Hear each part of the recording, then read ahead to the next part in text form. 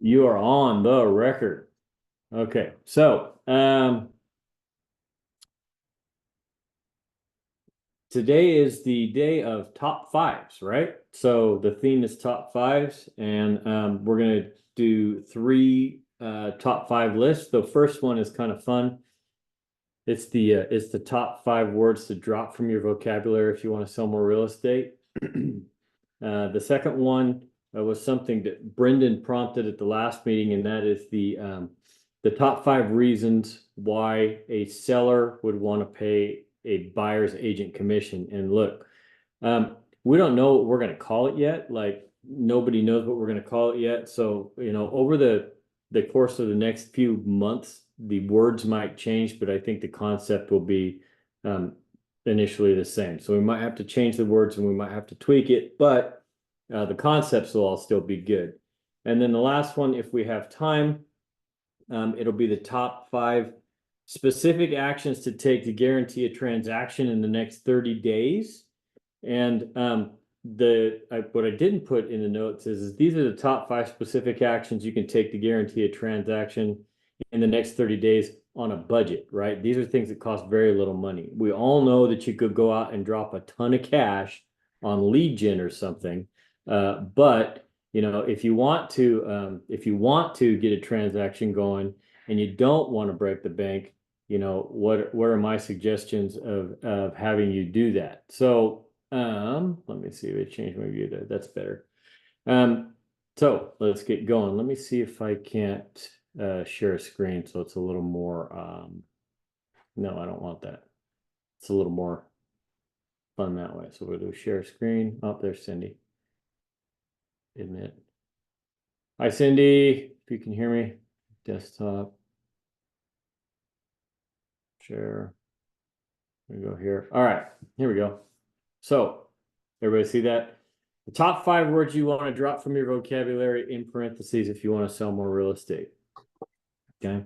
So you should not just drop these from your real estate life, but I think you should drop these from your life. I'm not a professional. I still abuse it, but these are the ones that I try and avoid. Always and never. Always and never are the worst two words ever generated in the English vocabulary because, see, I almost said, I was going to say they're never true. Well, they're rarely true, right? Something is rarely always and something is rarely never. And in the world of real estate, the worlds of always and never will get you in trouble because as soon as you use always or never, the opposite will happen, right? So if you say, oh, look, we should use Damian's listing system because it never fails.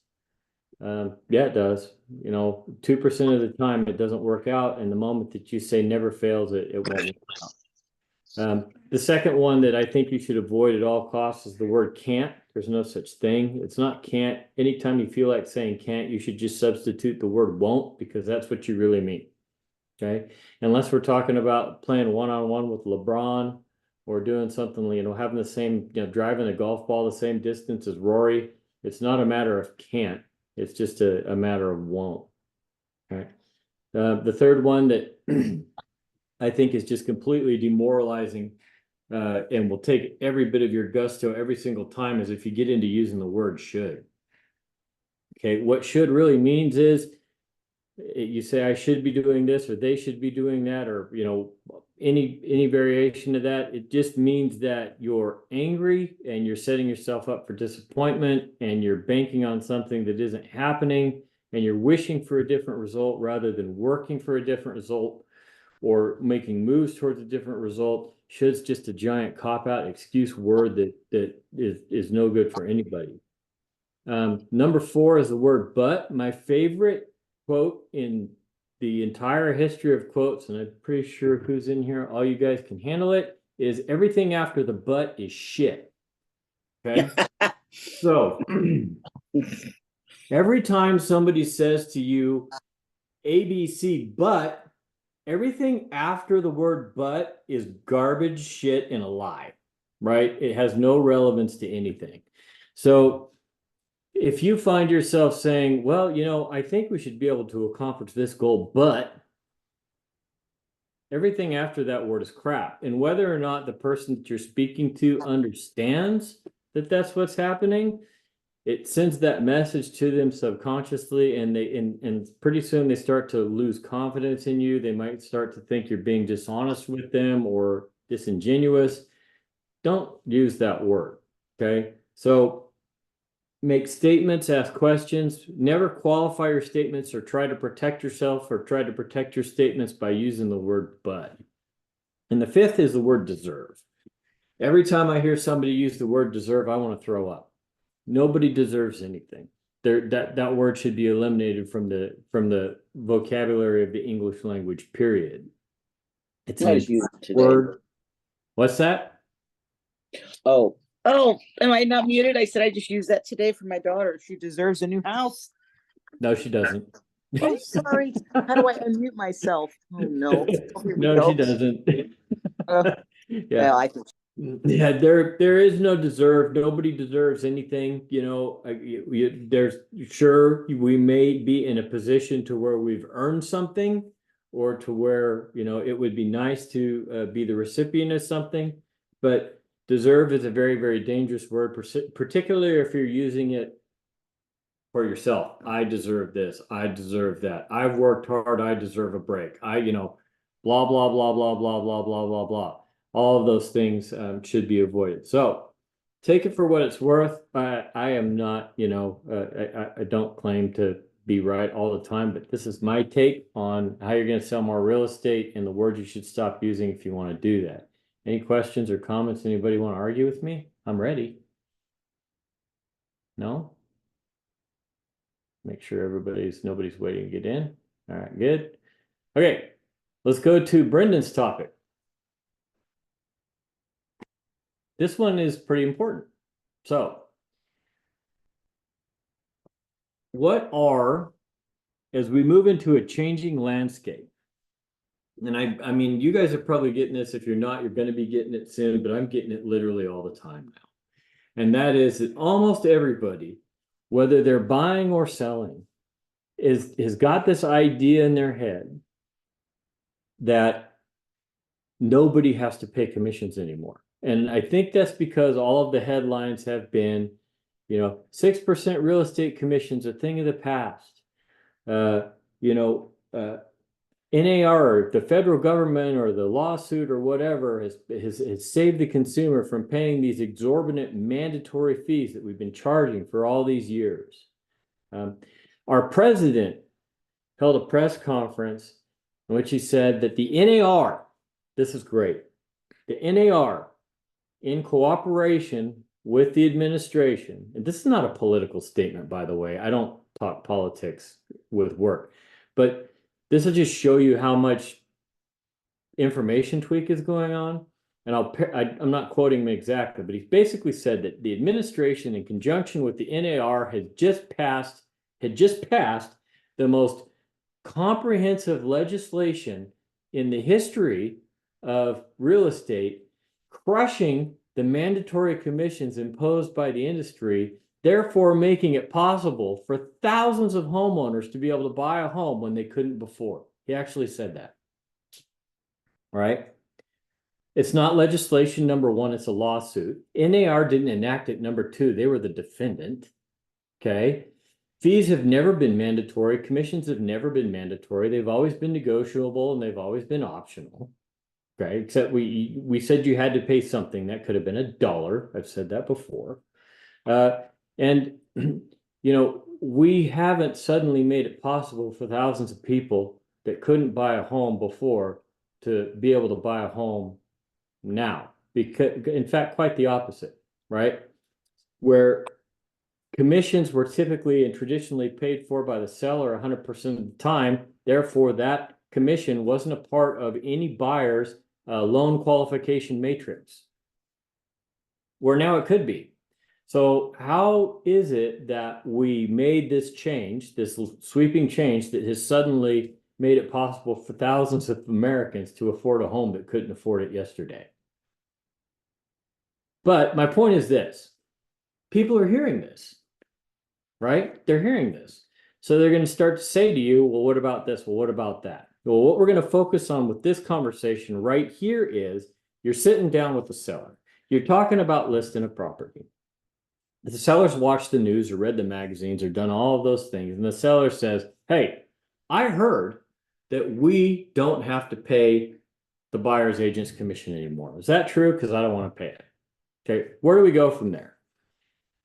So I've got the top 5 reasons and some verbiage about how I might respond to a seller. And again, remember, guys, I'm learning this right along with you. But here's what I'll say. So far, the past 3 listing presentations that I've done, 2 of them were mine, 1 of them was Cindy's. All of them were successful. They all signed, okay? They all signed the listing, and they all agreed to pay the standard and typical commission, 2.5% co-op.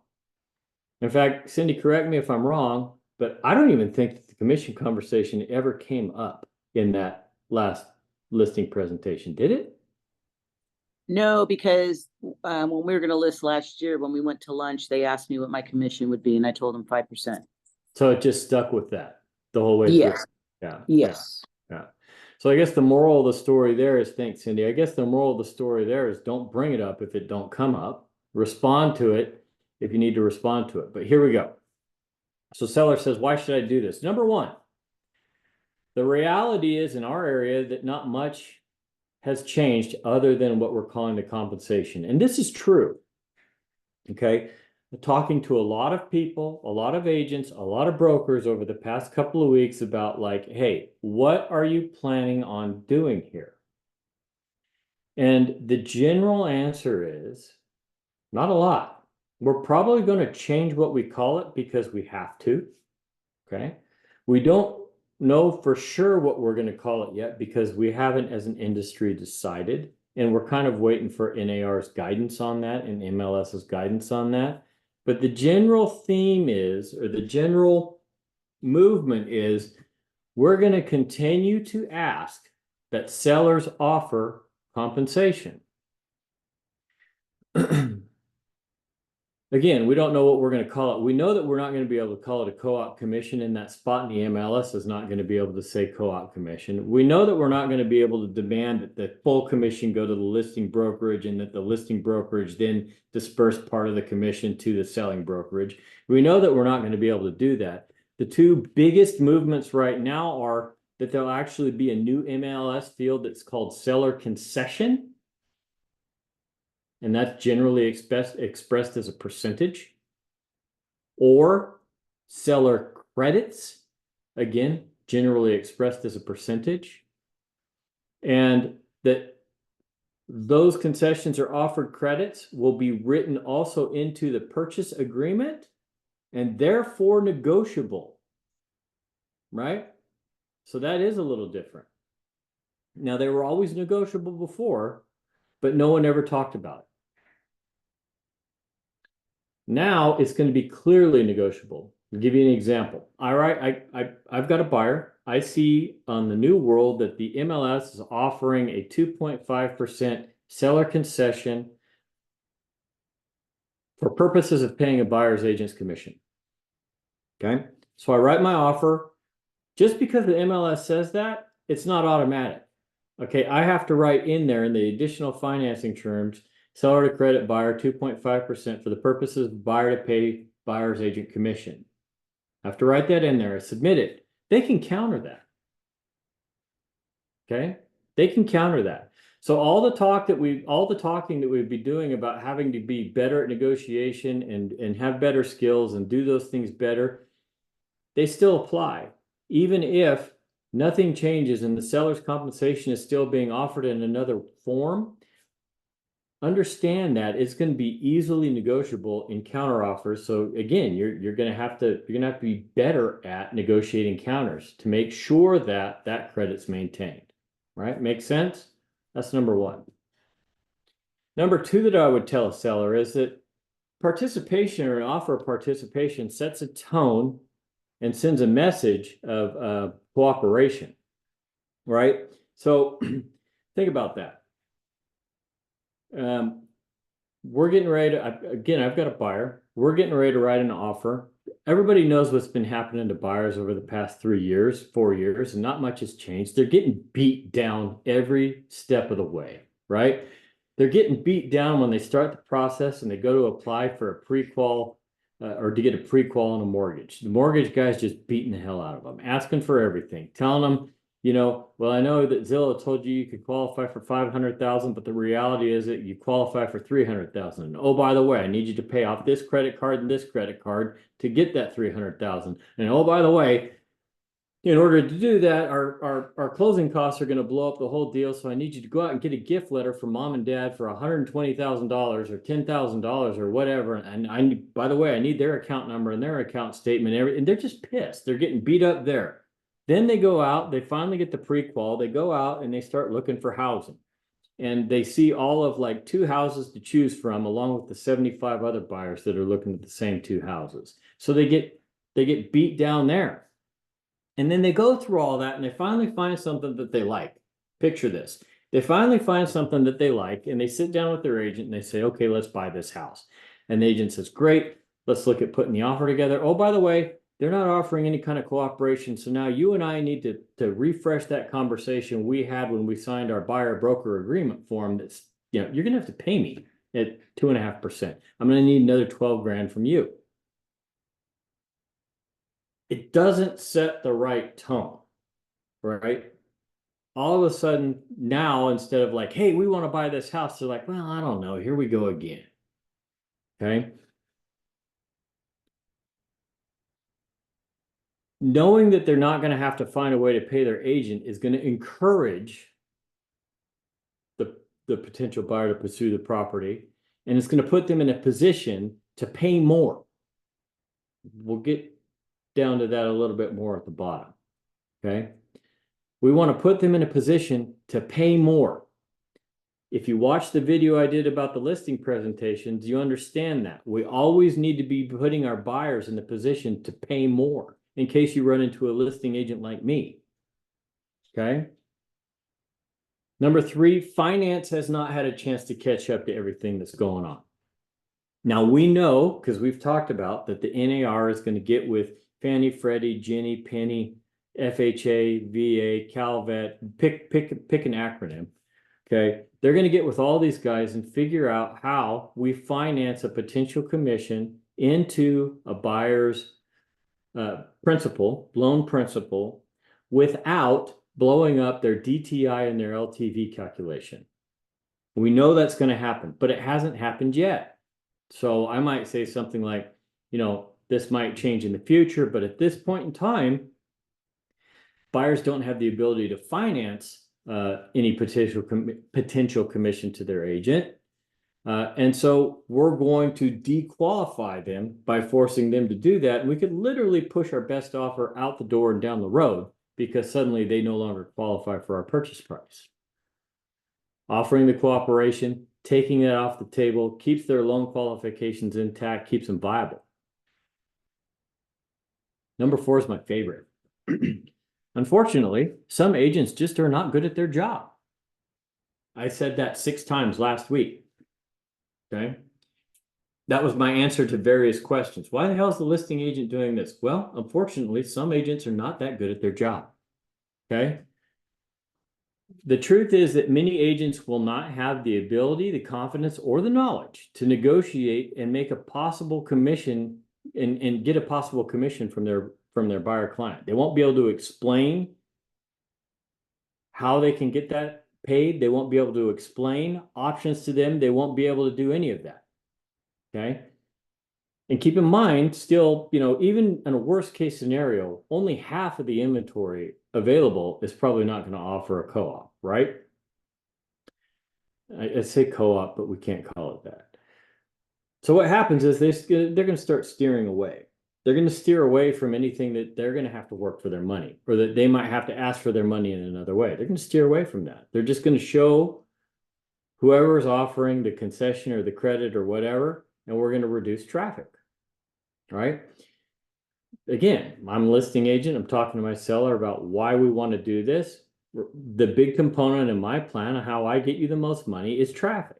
I need traffic and I need offers. If I don't have traffic and I don't have offers, my plan doesn't work.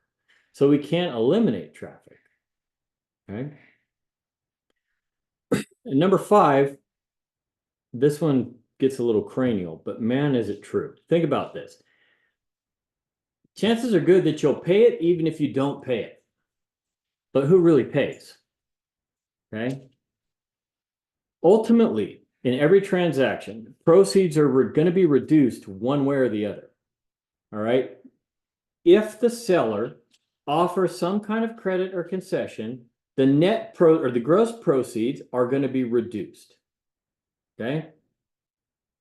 Using round numbers, if he or she's gross proceeds are $200,000 and the offer of compensation to the selling brokerage, the buyer's agent, is $10,000, our gross proceeds are down to $190,000.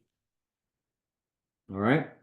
If we don't offer that concession and we put it back on the buyer, the way things are right now, the buyer's only choice is to reduce the purchase price by the same amount in order to make the loan work. Proceeds are still reduced down to $190,000. Okay. And we've just messed up their underwriting and caused them some risks that their loan's not going to go through. Whereas there was a good chance it would go through before. But think about this, and this is, I haven't had the opportunity to explain this to a seller yet, but I'm looking forward to it to see how it actually works. Who's really paying? Because in either scenario, there's no proceeds to reduce without the buyer bringing funds. So when I say Mr. or Mrs. Seller, you've got to offer some compensation so that the buyer's agent can get paid. Whose money is that? Really? It's the buyer's money. The buyer put the money into escrow and then we paid the agent, right? There would be no commissions not to pay. There would be no commissions not to save without the buyer's funds. So historically, the seller's never technically paid the commission. The buyer has. The best practice, in my mind, offer a compensation credit, show cooperation, stay away from limiting traffic, market the property well, focus on net to the seller, and drive price. Take the commission conversation out of the equation. At the end of the day, the way that we make you more money, Mr. or Mrs. Seller, is by following my system, driving price, and getting you a higher net than you expected in the first place. But I'm going to go back to the listing conversation. And if you haven't watched that video yet, or the cloud recording, watch it. You have to have that conversation in the beginning. Don't forget this one. Mr. or Mrs. Seller, what do you think your house is worth? I think your house is going to sell for $500,000. Well, $500,000, that's what I thought too. Okay, great. Well, I'm going to get you $525,000. Oh boy, you're going to get me $525,000. Wow, that'd be wonderful. Okay, so we all agree that $525,000, anything over 500 is a real win, and $525,000 is a trophy win. Yeah, we totally agree. Great. So you were happy with $500,000 and paying a co-op. At $510,000 or $515,000 or $520,000, you're thrilled about paying a co-op, right? I just want to make sure we're on the same page. Absolutely. I will be absolutely happy. You will never hear me complain. Good. Let's do it. Let's absolutely do it. The last conversation with Cindy's was like, Cindy's listing was like this. This was fun, wasn't it, Cindy? What do you want for the house? Well, I want 1.4 million. Well, sorry, it's not worth 1.4. It's worth 1.3. No, they wanted 1.6. Oh, 1.6, right. It's worth 1.3. Cindy's confident it's worth 1.3. Well, I'd really like to try and get 1.4. I said, no problem. I'd like that for you too. Okay. So in order, if we agree that anything over 1.2 is a real win and we want to push up to 1.4, you need to understand that that's a stretch. And in order for me to be able to do that for you, or for us to be able to do that for you, to get 1.4, and I kept saying it over and over, that number that he wanted in his head, to get your 1.4 or to stretch to 1.4 or to reach for 1.4 is for us to list your house at 1.1. And crickets, total cricket silence, right? I did that. But I don't want to spoil it. Watch the video, watch the rest of it, and you'll see that they ended up going that way. What'd you list it for? 1.15, 1.19, something like that? Cindy? Cindy. She's gone. Where'd she go? We dropped her. I think she listed at 1.19. So, okay. Questions on this? Brendan, anything? Anybody? Anything on this?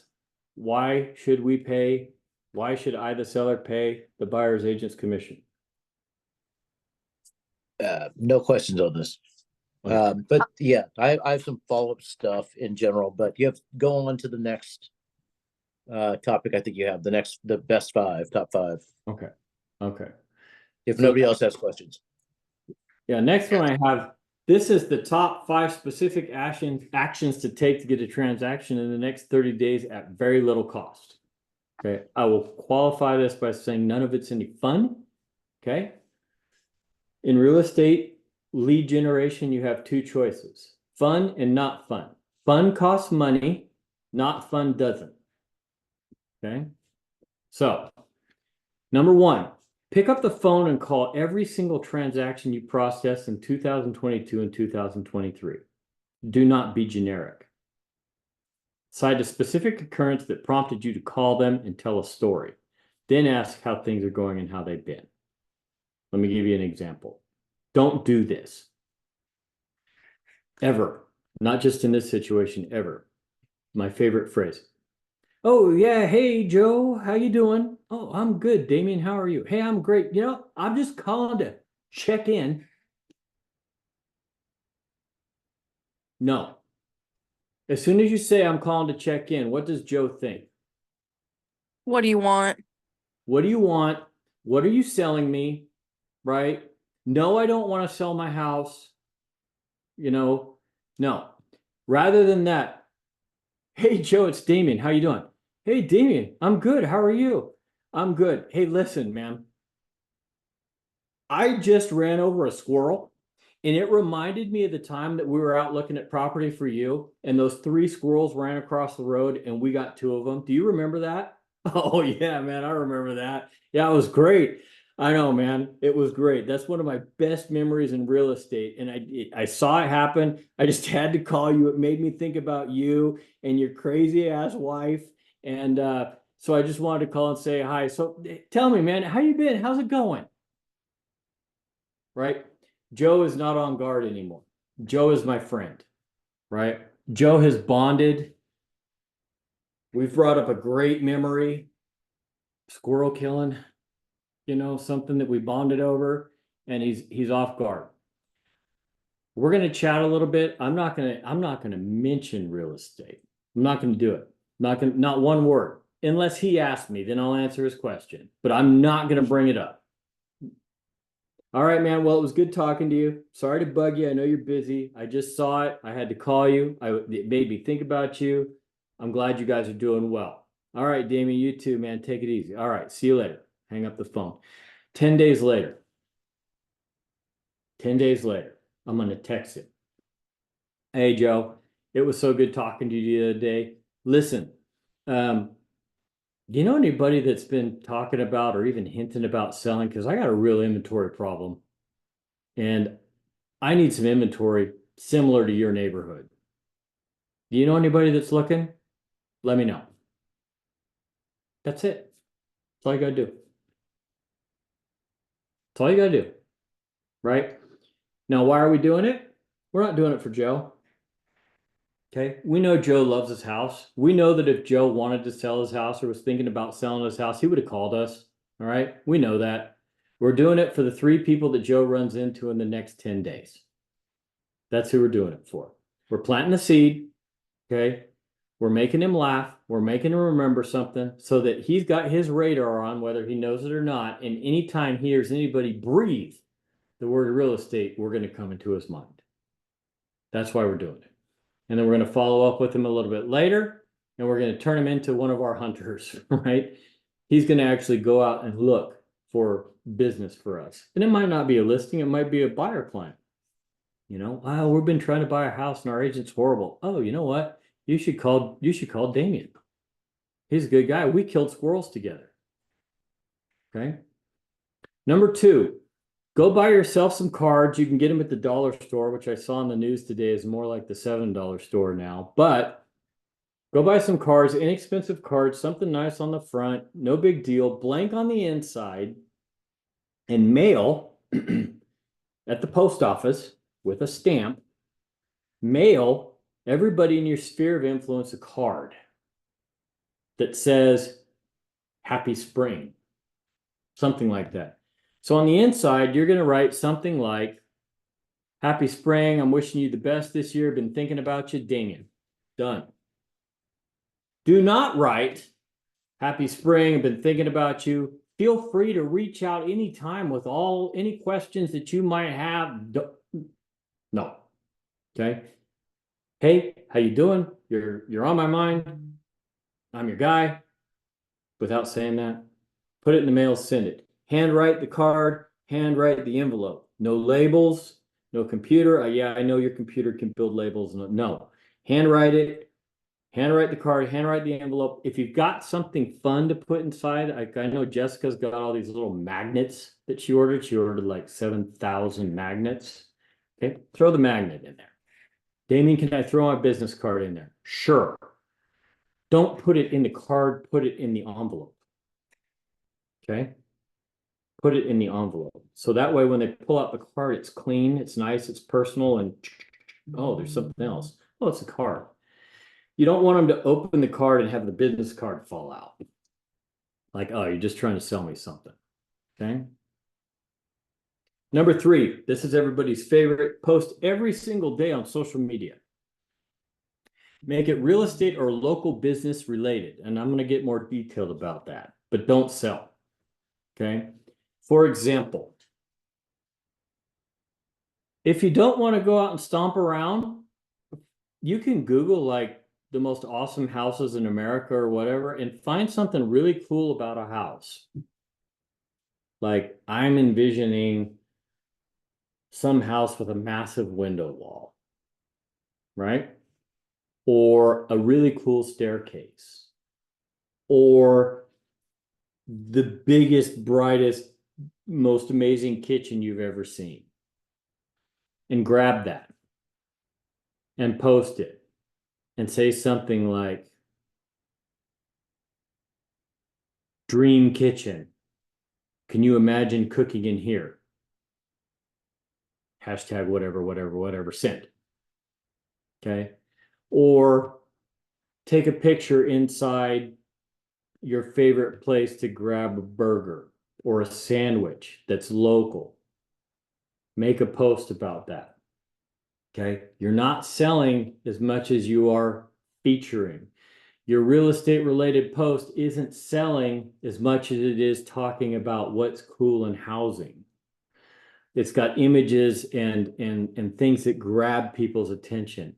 Every single real estate agent on the frickin' planet, including me, is posting shit about commissions and posting shit about market reports and, you know, on and on and on and on. And no, they're all numb to it, right? They're all totally numb to it. Unless whatever you're posting speaks directly to their situation, they're going to scroll right by. They're numb to it. But if they see a massive wall of windows, or they see a killer staircase, or they see I don't know, a primary bedroom with a waterfall or something like that, they're going to stop, at least for a second, and look at the picture. They might not say anything, they might not click anything, but they're going to stop and look at the picture. That's what you're trying to do. Right? The best way to sell is not to sell. All you're trying to do now is to make an association. right? You're trying to get yourself out there in front of your sphere, in front of people that you're connected with on social media or in the real world to let them know I'm alive, I'm well, I'm ready to go. Pay attention to me.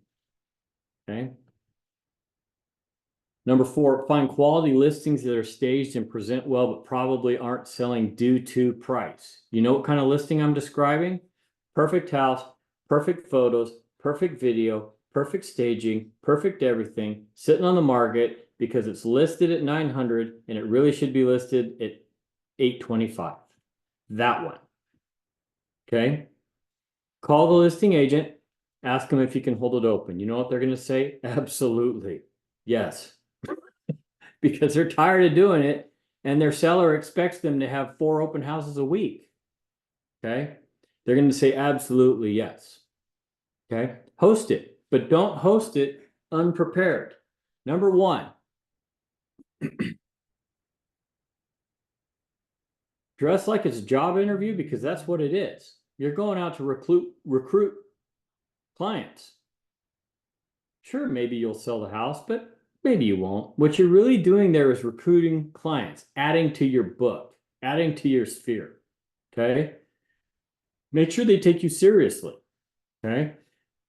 Be armed with information about the house, not because necessarily you're going to sell the house, but because if you know all about the house and you can articulate everything about the house and you can sell the house, they're going to view you as highly professional and highly capable. So when I say know about the house, what I mean is if there's any inspections, know what's in them, go through them, know what's in them, know what findings are there, know about the major components of the house, about the major components of the house. How old's the roof? How old's the paint, inside and outside? How old's the water heater? How old's the furnace? Okay, those are the ones that come up over and over and over again. Know those, right? Be able to talk about it. Business cards, yes, have a bunch, but more importantly than that, stashed in one of the drawers so that they're not out on display, but you can pull it out any minute. Have 5 copies of the new KV Core Win the Presentation, generic presentation sitting there. Because when you drop that on them, along with everything else that you've done, they will hire you. They will absolutely hire you. So remember, 3-4 weeks ago, we talked about making generic presentations, buyer presentations to have on hand, to have an inventory to be able to hand out at a moment's notice. NextHome's gone. I told you they'd do it. The minute that we all got on board and said, yeah, we're going to do that, they're going to make it better, they made it better. Okay. So now in KV Core, in Core Present, there's a tab called Win the Presentation. It's specifically engineered and marketed to securing a buyer client with written representation. And it's awesome. Okay. It's awesome. So have that on hand. Number 5, pick 2 neighborhoods and do a door hanger run. If you've never made door hangers before with the QR code, let me know. I can show you some examples. They're not that expensive to design and buy. If you don't want to design them and buy them because you're saying, Damian, you said it wouldn't cost me any money and you're a liar. I have a bunch of generics. They're brokerage generic that will work. That you're welcome to have. You just need to let me know, hey, I want some, and I need to have a high level of confidence. Yeah, like a Michael, I want some door hangers. I have to have a high level of confidence that you're actually going to use them, so I'm not just throwing money out the window and you can stomp the neighborhood and hang them. My door hangers, they have a QR code on them. They have a little bit of brokerage, logoing on them, and then the hook says, how's the market, right? So the hook is how's the market. People get the door hanger. They go, oh, I want to know how the market is. I'll scan the QR code. Name, address, email, boom. I'll know that it's you because you would have told me which neighborhood you're going to stomp. As soon as the lead comes into KV Core, I send it to you. It's a done deal. You go from there. Okay. I'm so confident, and I'm going to go car salesman on you. I'm so confident that if you do all of these things that I described here, that you will have a contract that you would not have ordinarily had in the next 30 days. That if you say, fine, Damian, I'm going to do it. I'm going to commit to doing it. I'm going to do all of it. And you actually do it. I'll take your word for it. But if you actually do it and you don't have said contract, I will send you and the guest of your choice to a wonderful dinner on me. You can celebrate me being wrong rather than me getting you a contract. How about that? But you have to do it every step. You can't skip any steps. You can't leave any steps out. Whew. Man, 4:46. I got it all in and left time for questions or comments or arguments or Damian, you're nuts. Hit me. Let's go. I've got a couple things. Go. So in regards to that last top 5, I thought those were amazing. And I've got a couple. I've been doing this for a minute too, and I've seen some really, cool things too. Just, cheap, goofy things where I know a realtor that after Easter, they would wait till Easter was over, and then poinsettias at Home Depot go on sale like half price, like quarter price. They'd buy out all the poinsettias and then do their marketing drop, with the card, and drive around to their clients, drop off the poinsettia with the card, say, "Hey, thinking about you." I So love that's it.